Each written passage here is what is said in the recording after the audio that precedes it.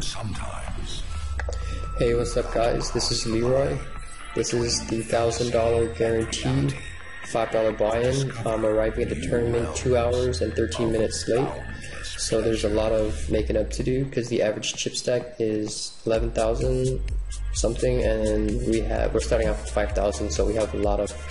We're looking forward to doubling up. I just finished the tournament a few hours ago, so this is the edit. So I'm only gonna be playing the hands that I played to save you the time from, because the video I recorded it and it was like 7 hours long, and I brought it down to like almost an hour. So I think it's a total of 41 hands. I did make a few errors, and this is the reason why I'm making this video. So if you have any suggestions, please put them in the comments. And I also made this for myself. So I have A7. I feel like this is a good hand to limp in with and try to connect with the flop. And it's one of my main intentions. So the club comes, and I feel a lot of weakness in player 421 when he checks back. So then I put some maximum pressure for the flush draw, since we have the nuts. And I knew he was going to fold anyways, just from his weakness there was signals that he gave out.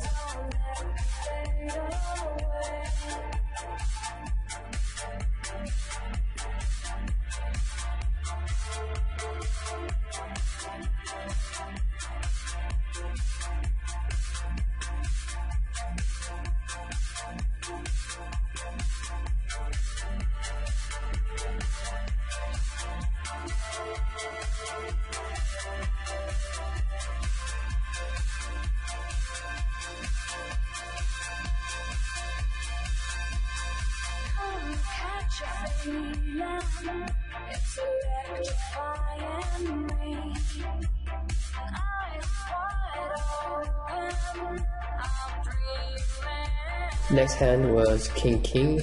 We're looking to trap, but I don't want to have two players in the pot, so we have one person. So I did some value betting, and then here, since there's two clubs out on the board, I don't want him to make his flush, and I want him to pay to see it. So I put some maximum pressure, and he ended up having threes. Okay, next hand, 3-4 in the big blind.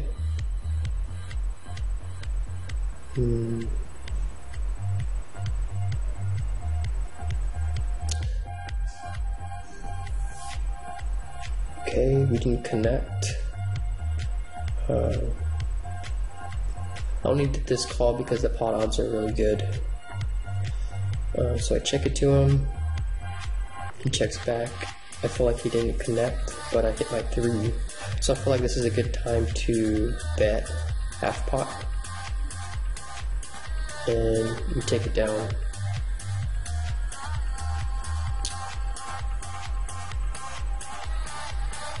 Okay, next hand was King 9 suited.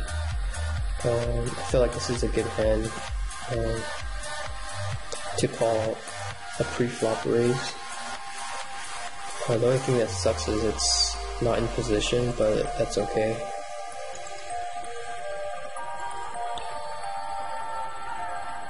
Okay, King 9 suited. Like I said, it's a good hand. So here we have two spades on the board, and I just want to take it down right here and then get him to fold.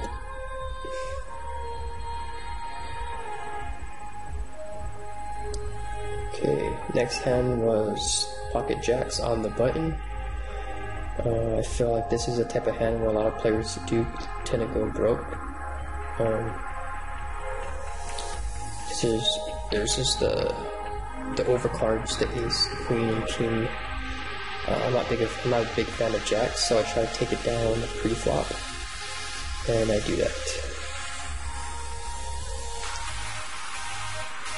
Okay, next hand was Queen Jack under the gun 2, offsuit, it's a good hand. As you can see, our chip stack is building up slowly, and what we're going to do is we're just going to mid-raise it.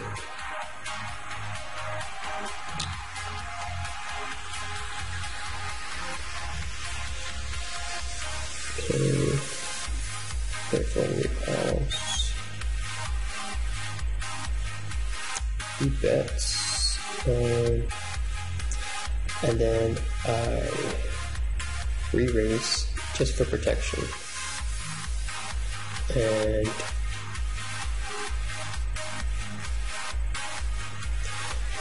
he bets again, he bets into it. So I'm thinking, did he connect with 4, the 8, or has 2 diamonds? But I feel like if he had the 7, he would want to slow play it. So I'm thinking he connected with the 4 or 8.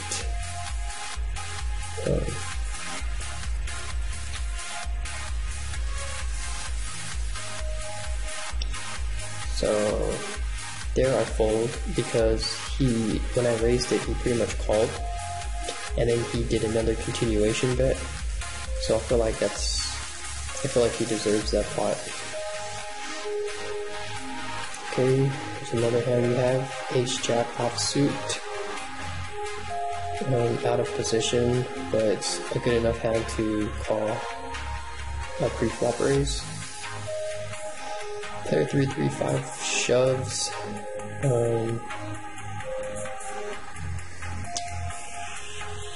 This is a tough spot because we have 2 players, and at this stage it's pretty much coin flipping, and this is something that I try to avoid at the early stages. So that's why I fold, unless I had Ace King or Ace Queen, and then that's justifies the reason why I folded. Is because when you're in a pot with a lot of players, your hand has to be stronger. So the more players are in the pot, the stronger your hand has to be to win it. I didn't feel like Ace Jack was strong enough. Maybe if it was suited, I would have considered it, but not with that many chips. I don't want to flip a coin for my tournament life. 6-4 suited. We could play it. It's on the button.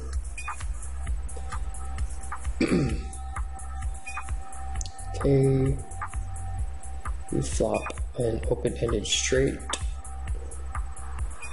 Player 106, he's a really tight player, he bets into it. Player 9 is a tight player as well.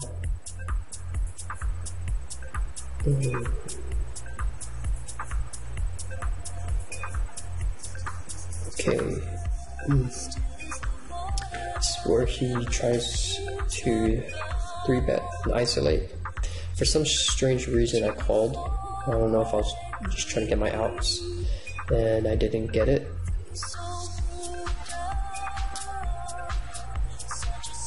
Okay, now I feel like this is too much. I should have got out of this hand a long time ago.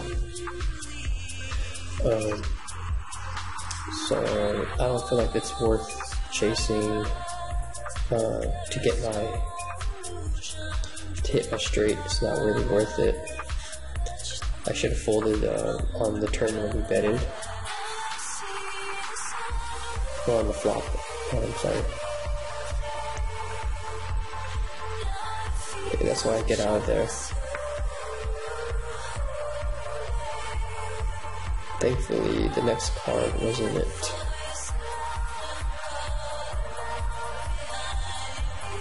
Okay, we have Ace Rags.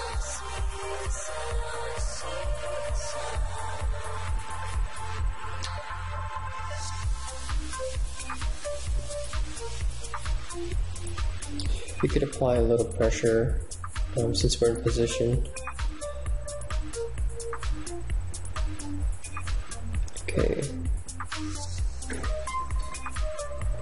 Went for a successful steal. King 9 suited, out of position. I feel like it's a decent hand to call a pre-flop raise, so I do.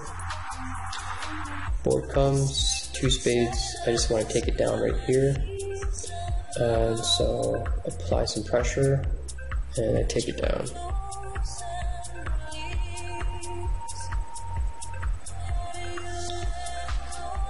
Next hand was pocket jacks on the button. I'm not trying to go all in with it just yet. I prefer to take it down pre-flop, and it also narrows down the range, so if the flop comes and they didn't connect, then that's when I could possibly shove. But here, I pretty much just try to make it really expensive, and I try to take down the pot, go for the steal. Okay, so you can see we're building our chip stack slowly. King Jack, we mid-raise it.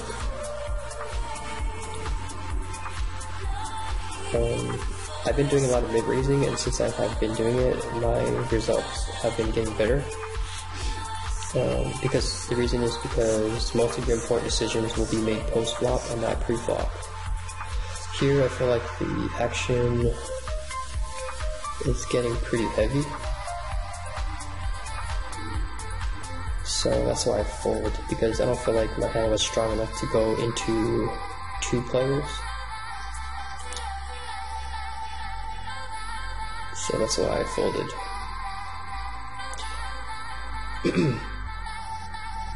Ace 4, 8-4 in the big blind. Okay.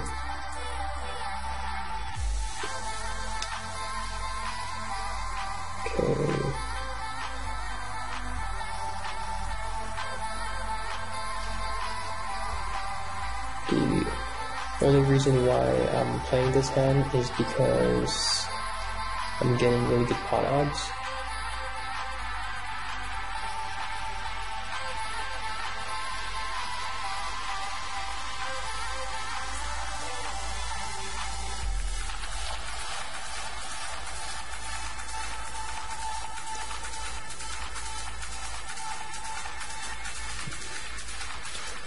So I see a free flop. Okay, it did not connect with the flop, so I check it to him, and he bets, and then I raise.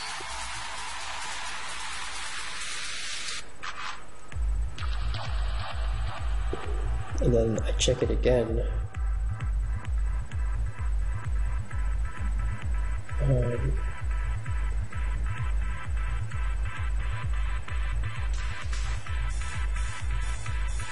So then here is where I start thinking that I sense a lot of weakness in his hand, so that's where I shoved.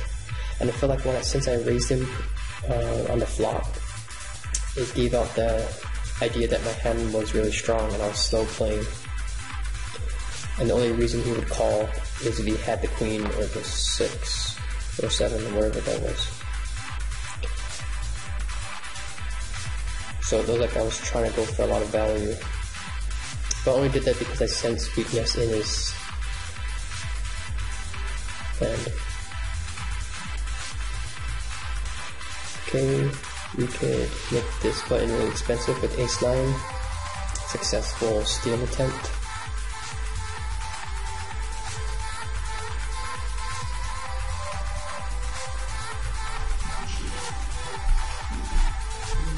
Jack 10 of hearts. We could do it. We could call a tight player who opens, but we have position on him, so I feel like that's okay.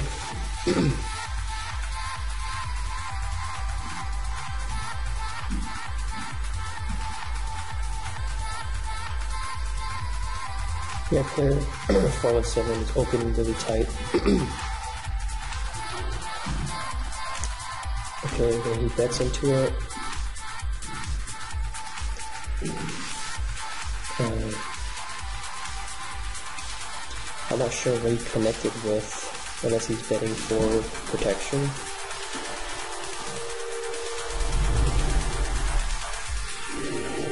But he bets pretty much half half pot.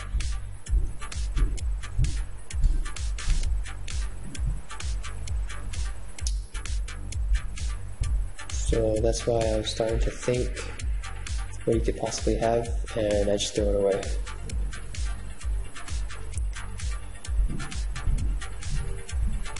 Okay, we have Jack 9 suited.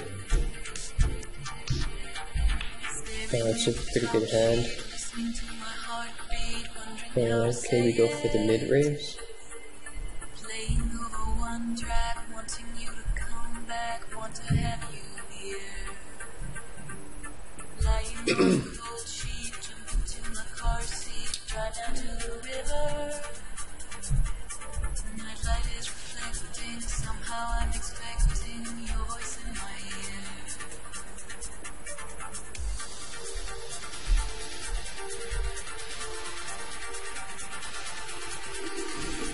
Okay, now we have the button.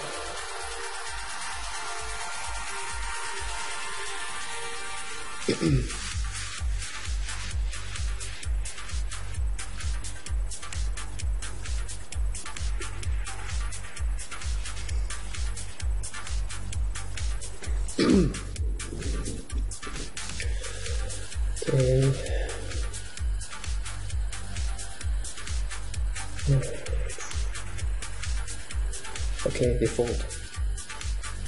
That was a pretty successful steal attempt. Okay, Jack Queen. I'm not gonna mid raise it because I think I just wanted to switch it up for some reason. I'm limping.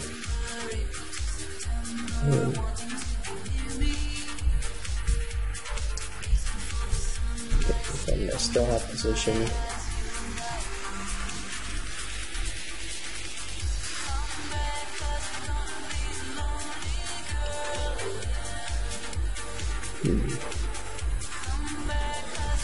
Okay, 102. Usually really tight. I feel like just gotta get out of here pretty much.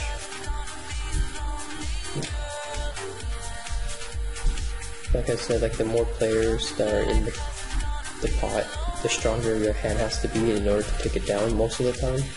And Jack Queen was not the hand to get it done.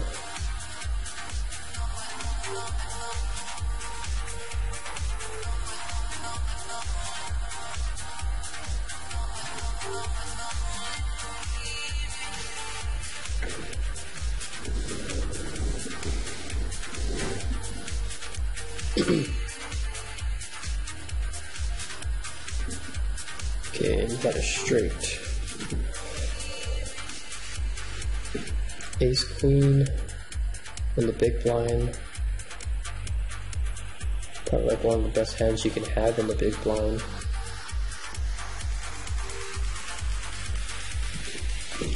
So if someone raises, he can call. Just like player 194 just did.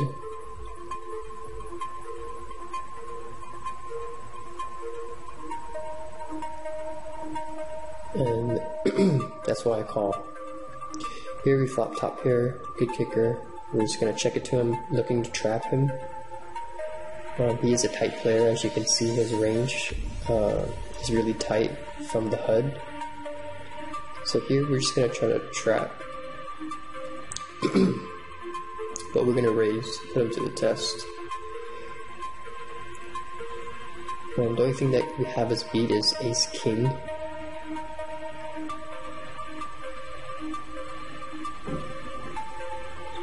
So here, that's when I pretty much felt he did not have Ace King, so that's why I want to take the pot down, because there's 2 diamonds and 2 spades, and I want him to pay to see it. So that's why I applied my whole stack to us. And we both had the same hand. Next hand was Jacks again on the button. We have a healthy stack of 22,605 chips. So it's pretty good. Working our way up slowly. Picking our spots. Tightening up our range.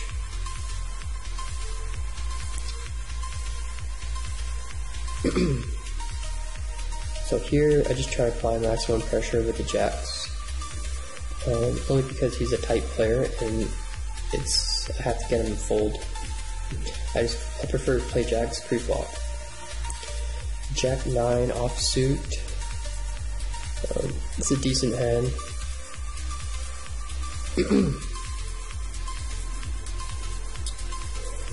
And we're just gonna call. We're not gonna raise.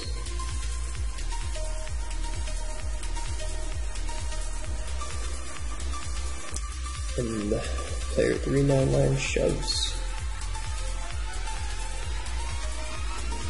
I fold because I'm not looking to flip coins at this stage.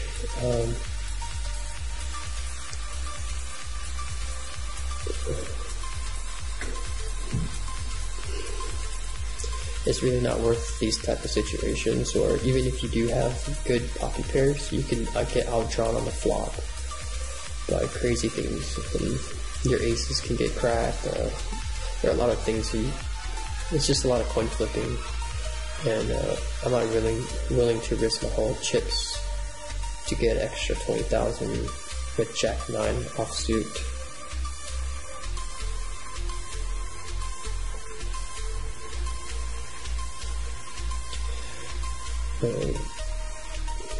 Jack Queen offsuit. You can see the type of hands that I'm playing. They're obviously broadways, suited broadways, mostly.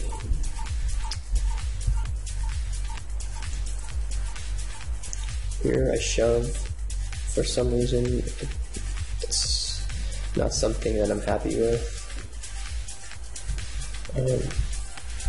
But I pretty much was behind chips. The average chip stack was 35,000 and I had 20, and I felt like I needed to double up so I could go on cruise control.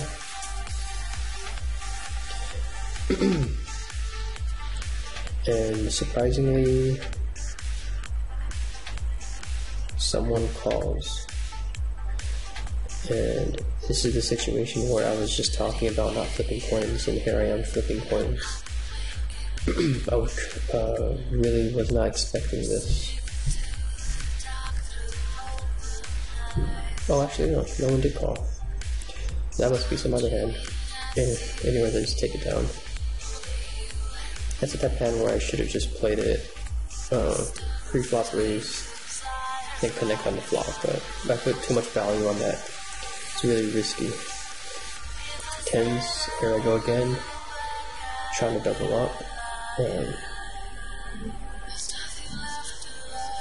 I just do this because I'm trying to double up, and tens need to be played pre-flop and with one or two people in it, possibly max. There's just too many overcards that can destroy it.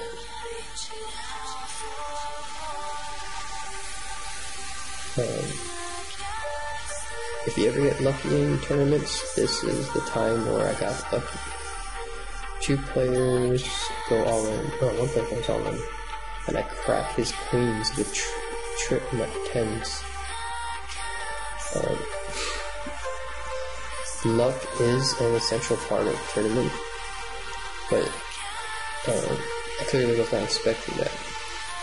But there are going to be situations where you do have to rely on luck, or you do get lucky.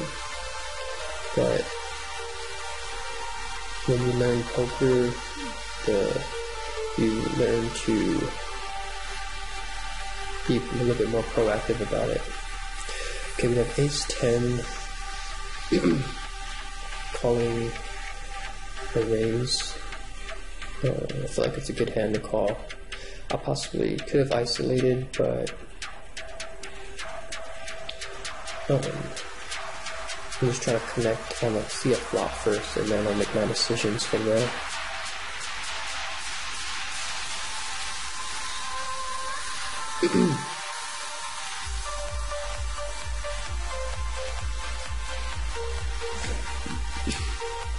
Player 73 is running the clock because the top payout is top 54, I think.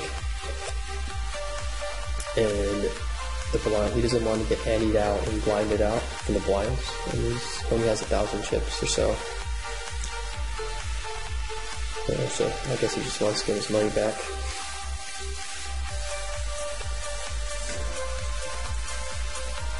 This is where a lot of players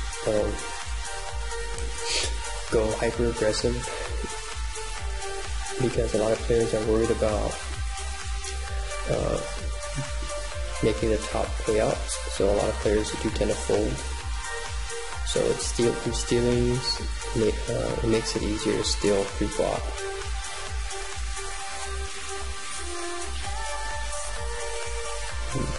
Yeah, like I said, he's only doing this because he doesn't want the blinds to come to him, and he doesn't get top 54, so he's trying to wait till 1 or 2 people get knocked out before he goes all in. Okay, we have hearts. Okay, this is a tricky situation because you can't get too crazy, because if you go all in and then we bust right before the bubble, it's gonna really suck. So we missed the turn.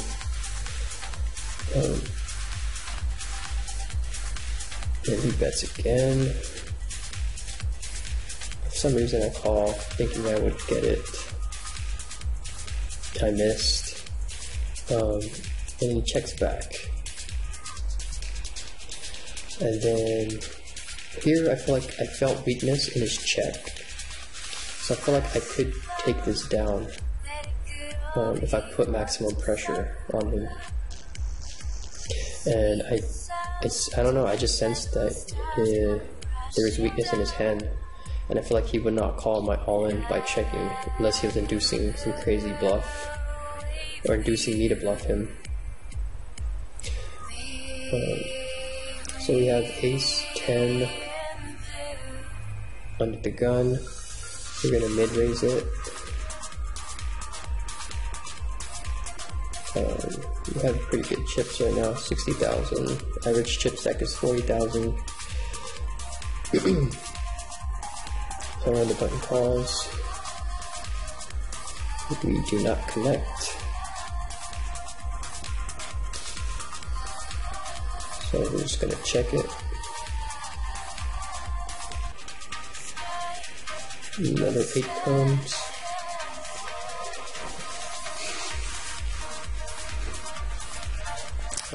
Guys, just get out of here. It's not worth it. Oh, it could have been worth it.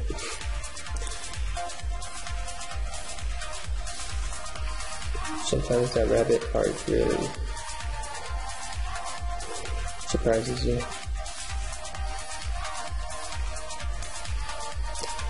Okay, 73 got what he wanted. He made top 54.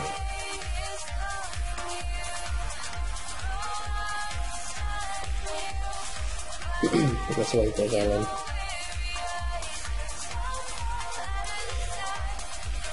Here we got really good pot odds, so that's the reason why I called. Connected with the 2, so I'm going to try to take out one of the players by betting half pot, since I have a pair. I don't want too many players in the pot. Okay. 343 calls, 384 calls. So I feel like I want to take it down now. It had trip 2s, got lucky. And there's 2 diamonds on the board, so I want them to pay to see it. And that's why I apply pressure again.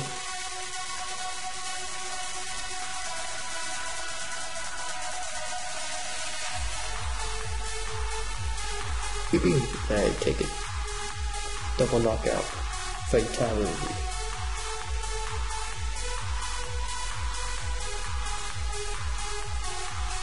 King 7 offsuit on the button.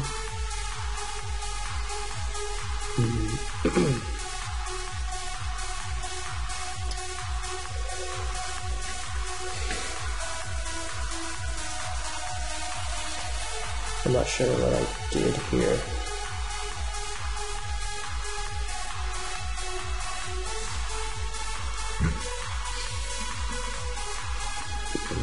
I'm tired.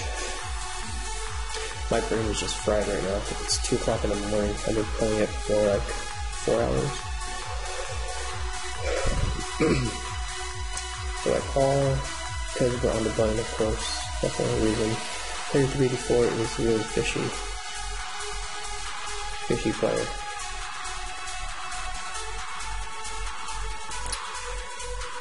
Both players check. They don't like what they see. Unless they're slow playing. Okay, that's 3,000. I feel like I gotta get out of here. I don't need to bluff the whole table. Let's bluff 2 players.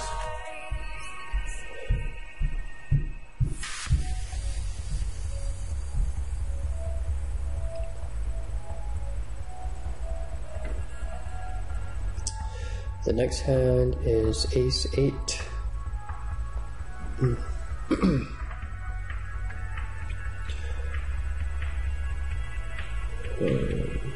I don't remember what I did here. Oh, that's crazy. I don't remember it. It was just a few hours ago. Okay, let's see. Ace 8.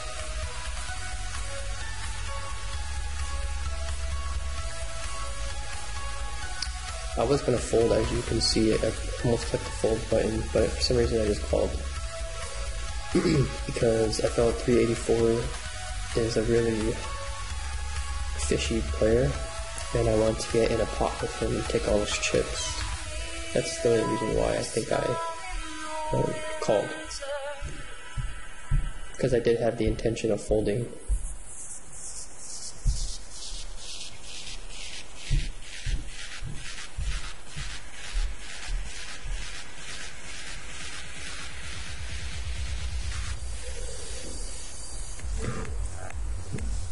So we're getting closer to final table. Or no, I'm sorry, not closer. Getting closer to the money. We're 7th place out of 47 people left. And we pretty much should be on cruise control.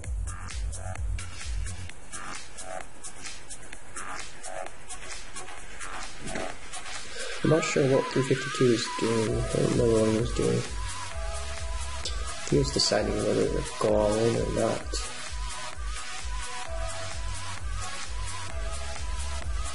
Or he could just be trying to run the clock to get ranked better on the payouts.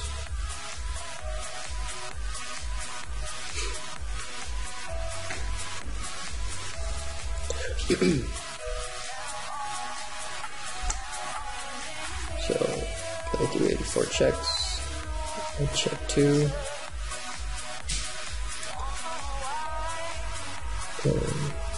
I felt for some reason he just bets, and then I did have different rates.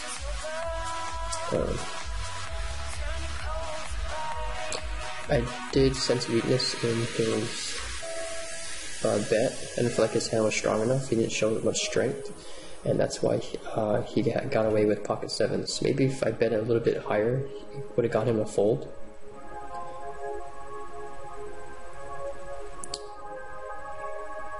Okay, Queen Jack. We open, mid-raise it. We have the button in position.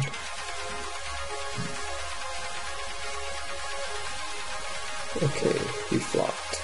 Jack, top kicker. There goes all in. It's only 30,000.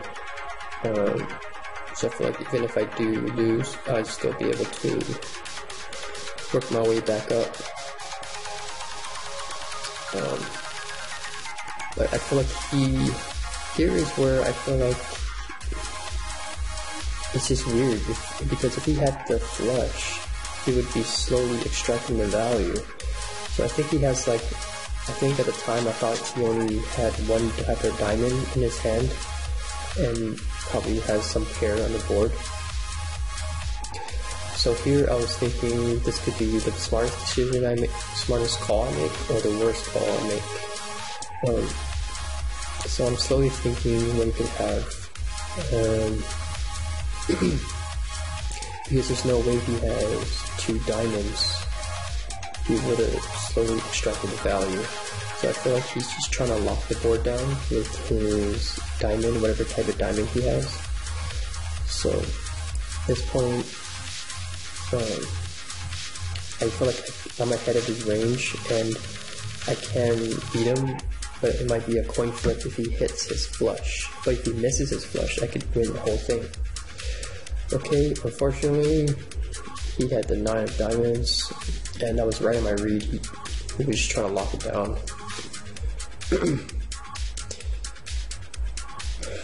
Not a big deal.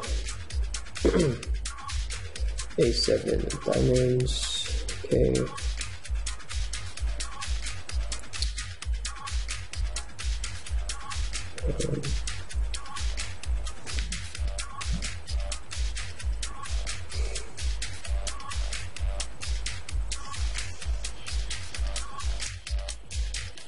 Okay. Here I didn't connect, so I'm just gonna check it back. He bets, then I raise to kind of gauge where his strength of his hand is. Then he goes all in, so I do feel like he has something. And then that's where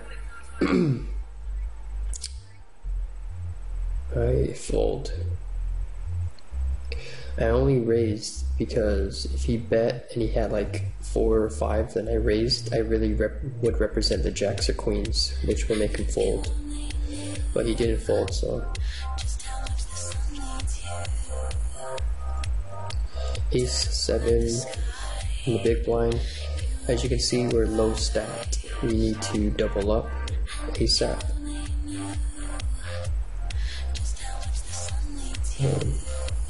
Instead of shoving, I want to see a flop first. We flop top pair.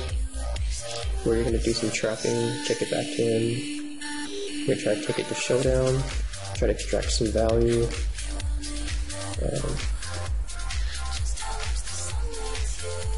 And he doesn't get anything.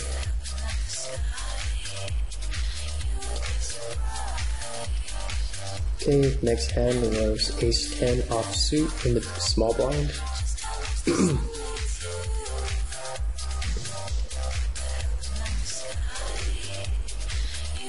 And as you can see, that we're running really low in chips.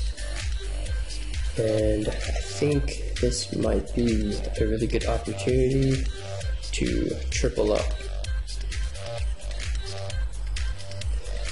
I really don't like these type of situations, but I feel like I was running out of options, and I ended up connecting with aces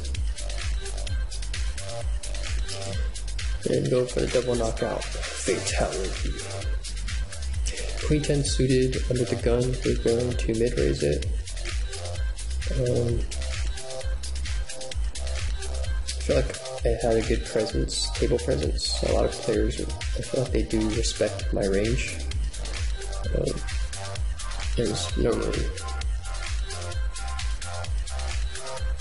pretty tight.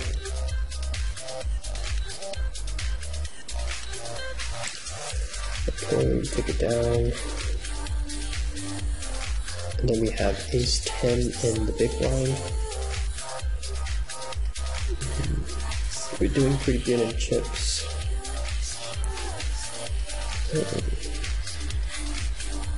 Here, 352 shove. I feel like I should call. There's only 20,000, and even if I do lose the pot, I still can make up. And possibly could be ahead of his range. He's probably shoving with like some type of ace rag, or I was thinking like small pocket pairs. I feel like this is a really tempting call because I could use those chips. I could be 20,000 chips richer. But he is a really tight player. I feel like this could be the right opportunity to take all his chips and add it to mine. So I ended up calling, and my read was right. He ended up with ace rags, and that's what was crazy. I thought he had me with those twos to this king's game. But we were still ahead of him. 9-7 suited on the button. We could play it because we have position, and it has a lot of outs.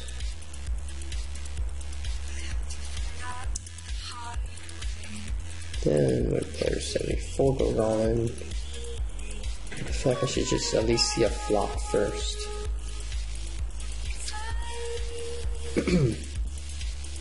So the pot is getting pretty big.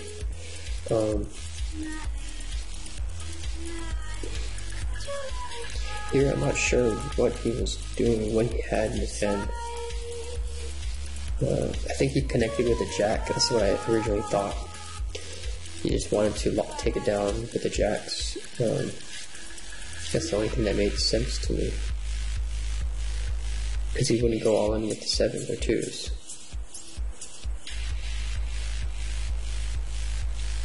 So that's why I folded. And he ended up having the jacks.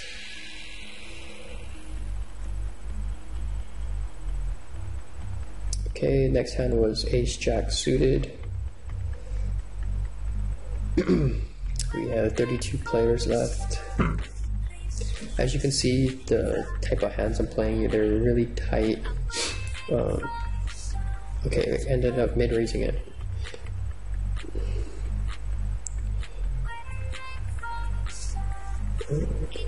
Ace jack. Then we have the diamonds on board.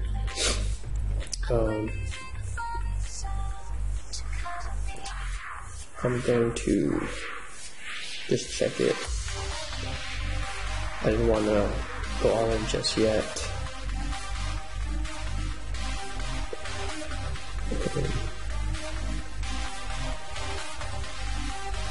And it goes back to player 254. I do have a lot of outs.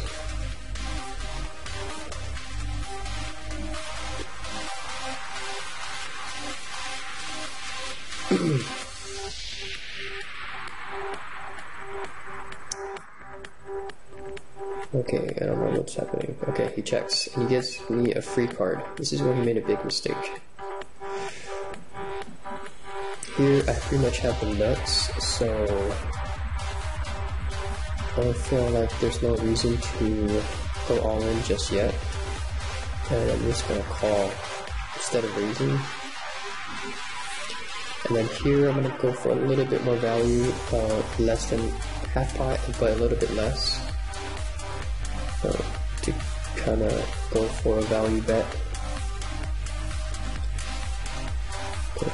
I'm not sure if the sizing is right, but I just went for value because I feel like if he had a flush, he still would have called me, but I had him a flush.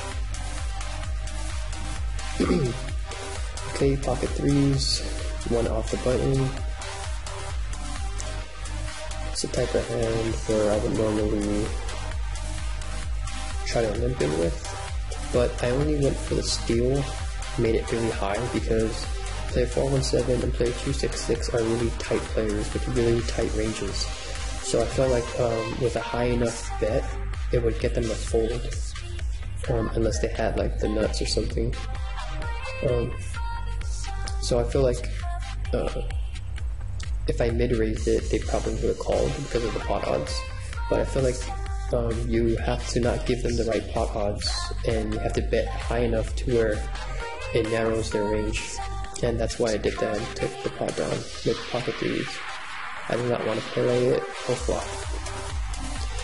Next hand is Jack-Jack. We're getting a lot of jacks in this tournament for some reason.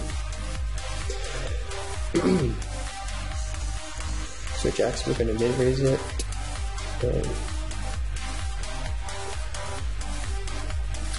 He calls, and then the ace is a bit of a scare card, but I'm just gonna bet half pot. And I'm gonna add another jack. Next hand is ace 8 suited under the gun. We're just gonna call and not mid-raise it. And just try to see a flop as cheap as possible.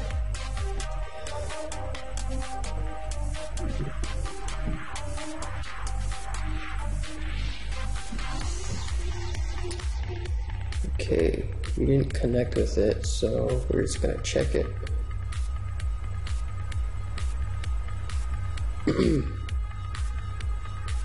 And I feel like I should just get out of there.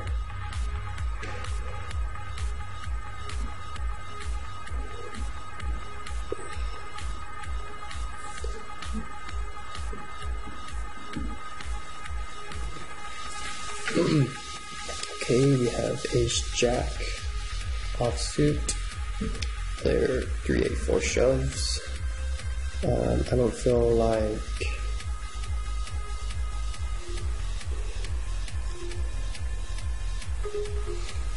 I don't know. This is the situations where it's like really coin flipping, and I don't feel like I'm willing to risk it yet since we're getting closer to the final table. So that's why I folded ace jack pre-flop.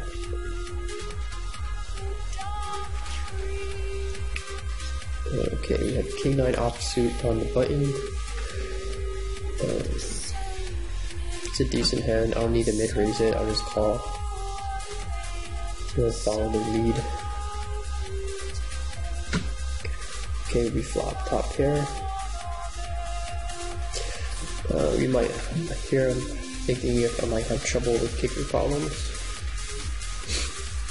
So here I feel like there's too many people in the pot, and I'm thinking this is my pot, and here's where I just go for maximum value.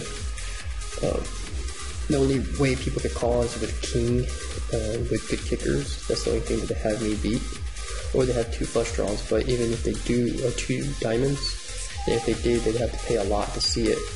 So it makes it really risky for them to call. And there's another player who had diamonds, and he almost knocked me out with his flush draw, but he had to pay that much to see it, and he got punished for it. Okay, jack 8 suited in the big blind. We are ahead of the average chip stack. It's 146,000. We're at 215. We don't connect with the flop, so I check it. And then player 184, 185 bets. Not sure what he has. He is a really tight player, and he is deep stacked, and I don't really like getting into big pots with deep stacked players. That's why I fold.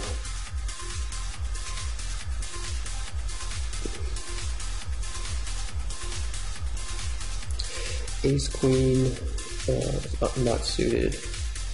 We're going to mid-raise it. We have some customers who want to go for the ride. This is one of the hands where the hands that I need to fix. This is one of the errors I made. So if he made, he went all in, he would not go all in with a 3 in his hand, which it's not really likely. I feel like he is, I did feel like he was protecting his hand, and I did feel like I am ahead of his range with ace queen. But for some reason, I don't know why I was thinking about this hand a lot. If he had another 3, he would obviously slow play and extract value and try to trap me more. But this seems something really fishy about his shove, and I felt that, and it's really weird. He went all in with all threes, and I ended up showing him my ace queen, and he ended up showing me ace 10. So my read was right, but I just didn't act on it. Okay, we have jacks once again for the 1000th time on the button for the 1000th time. So here we're going to make it really expensive for a player to call because I'm not looking to play jacks post flop, and that's why I take it down pre-flop.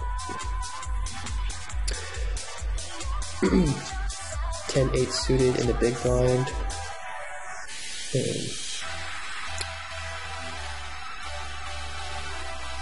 Okay.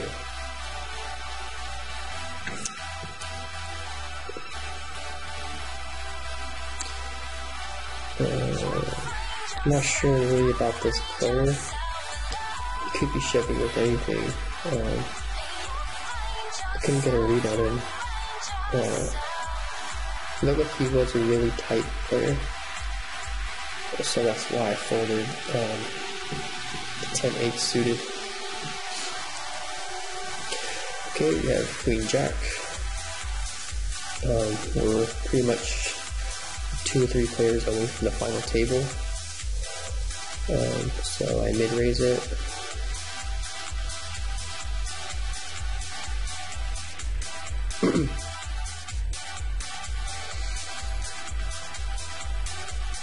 And I'm just gonna check it to him.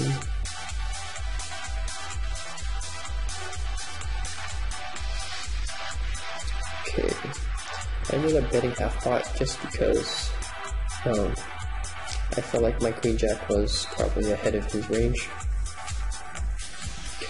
Ace 5 suited.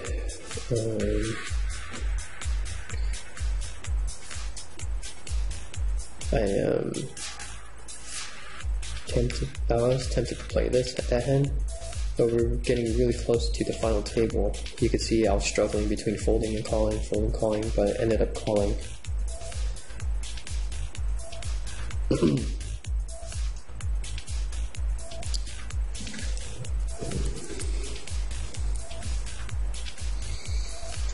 Okay, we did not connect to here.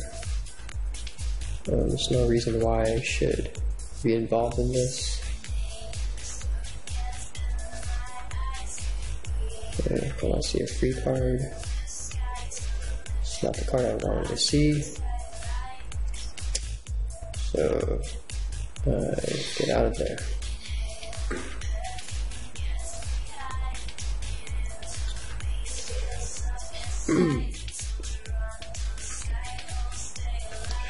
Okay, next hand was 3-4 suited. It's a really good hand. I really like this small suited connector.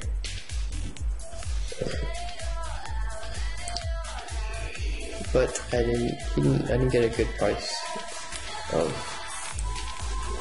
And he was a really tight player. So that's why I folded that. 10-9, I feel like it's a decent hand. So I just mid-raise it, try to go for a steal.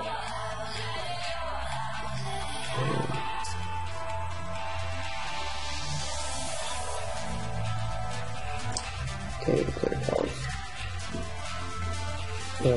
There's a lot of scared cards on there, but I'm just gonna bet half pot or pot size, take it down. I try to represent a strong hand. That's why I bet full pot on half pot. I didn't want him to float, and then we make it to the final table.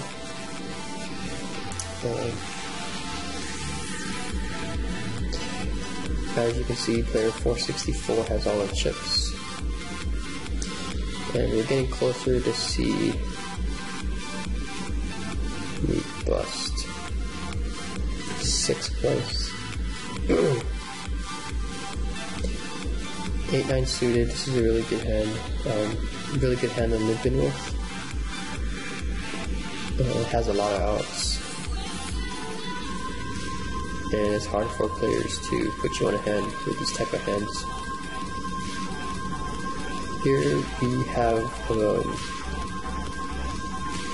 double gut shot straight and backdoor flush draw. So I ended up calling, then it looks like we're going to the flush draw and I want to see a free card, and then we ended up getting flush that I wanted. So then I want to go for some value, so I just bet a little bit, just enough for him to call if he wants. But my bet did look like a value bet, that's the problem, I think. King Jack, offsuit, 290 with mid raises, so we call Flex a decent hand, and 290 is a loose player, and we have position, so this is really good.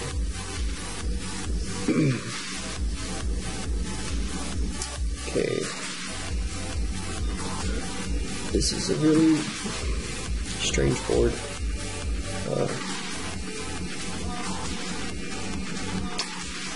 I feel like it's just getting too intense, so I end up folding.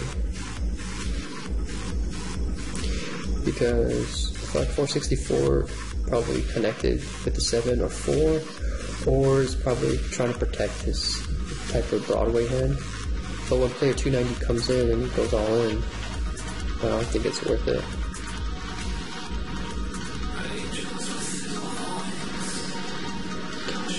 Then you have ace rags in the big blind. Looking forward to seeing a cheap free flop.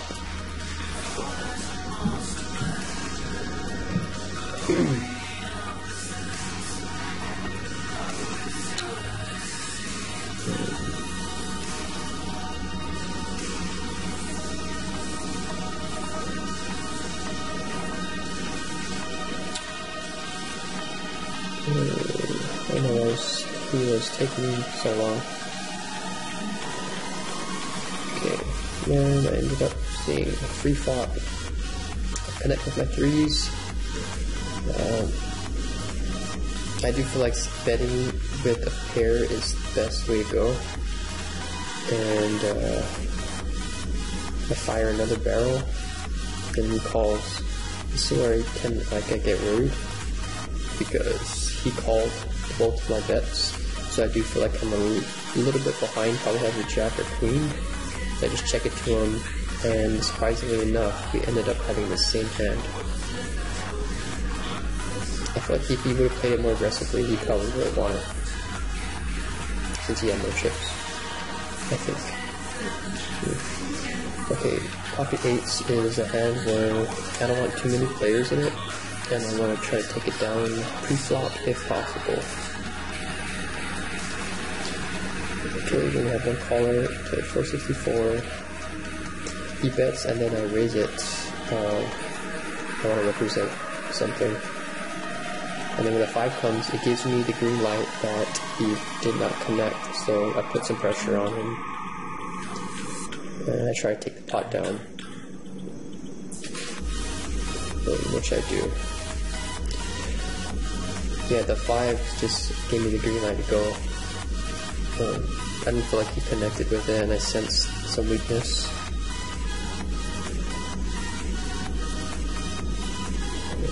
Hey, there's nothing wrong with trying to see a cheap flop. 2-8 suited. Okay, we hit my 2. I'm just gonna bet to kind of gauge. No, he bet it. I'm calling, yeah. But then he is a really tight player, and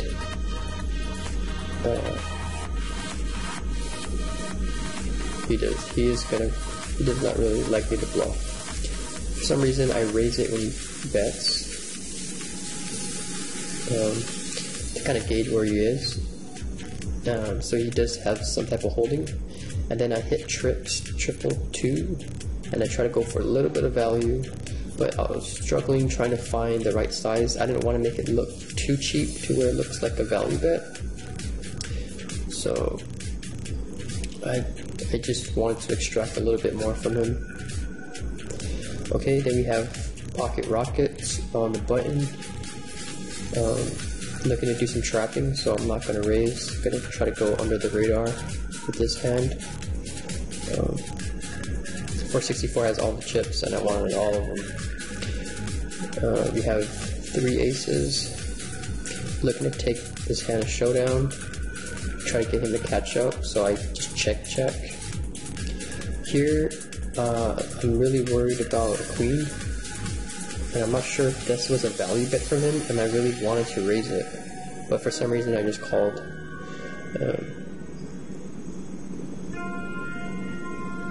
King 4 offsuit in the big blind.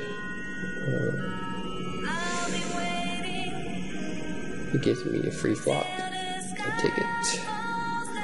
I have connected with my 4, so I'm obviously gonna raise to kind of gauge where his hand is. And he checks it to me, and I sense a weakness. So he checks again, and then I check it, and he didn't have any 7s.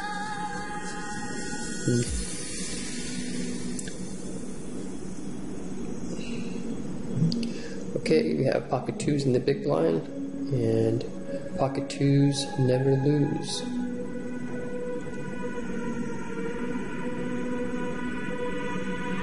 Nothing wrong with seeing a free flop.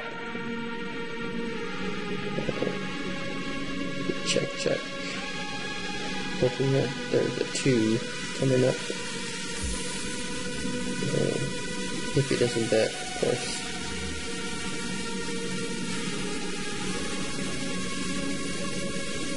Okay, let's say 10,000. I don't feel like it was worth it. 10,000 hit for 2 outs.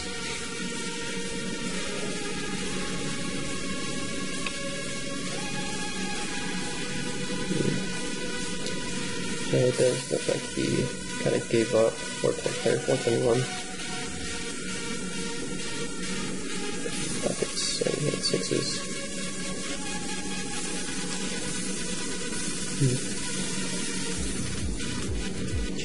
He probably could have took down 3209 with a large enough bet to get him to 4 to 6s.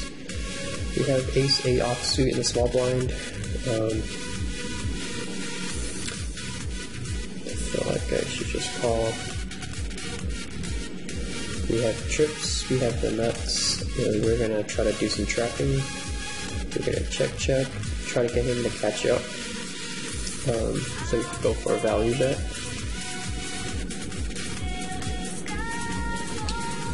And here he takes a little long time. He takes a while, and then he bets. His bet looks really weak.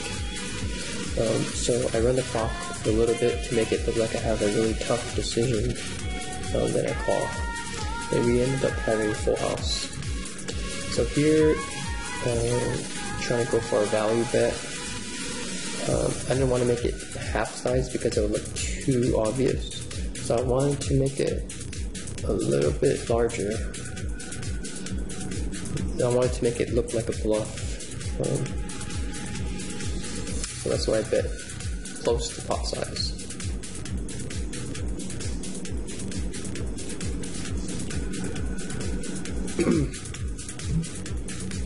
Next hand was Queen King in the big blind.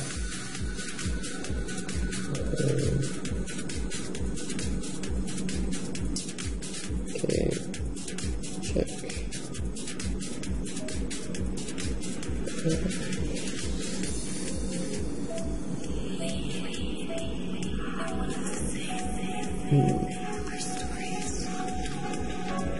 Here, I'm not sure what he's doing, what he has. I'm not having trouble putting him on that type of hand.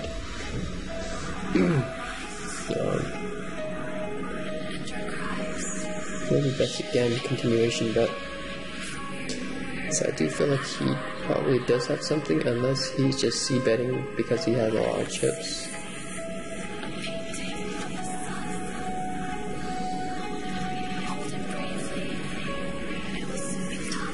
Next hand is Jack 9 in a small blind.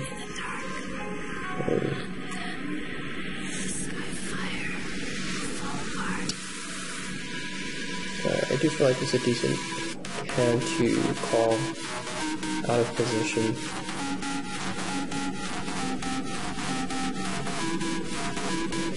And player 185 goes all crazy. And since he really is a tight player, his range is really tight. I don't feel Jack 9 is able to take it down. I really want to see a flop, but he's not giving me the right price. So I'll probably have no other choice but to fold. I mean, it would be nice to take all the chips. I'm only risking 121,000, but I would lose my current position of third place, and it's a little too risky because if I lose the pot, I have a lot of making up to do. So that's why I folded.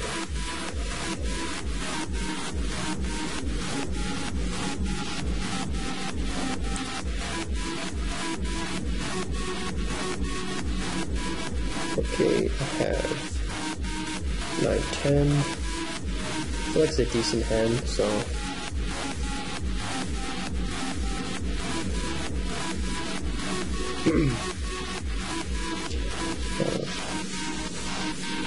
did we get raised? Player 464. I ended up calling for some strange reason. And then he bets, and then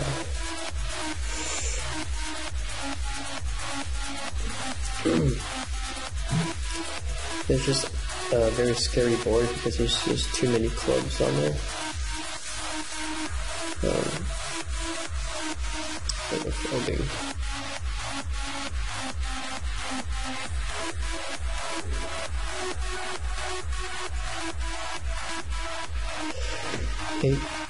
Eight, 10 suited. It's a decent type of connector hand. I guess is what Daniel Underground calls small balling type of hand.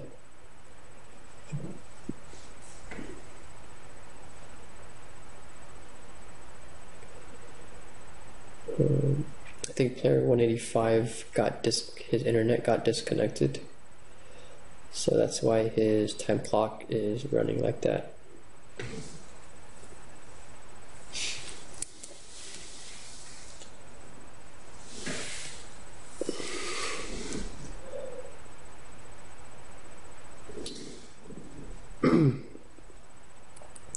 Okay, we have the button.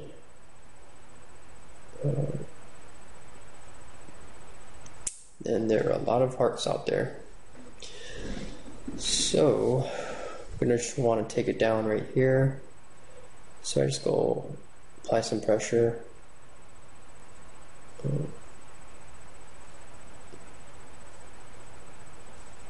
And I end up taking it down.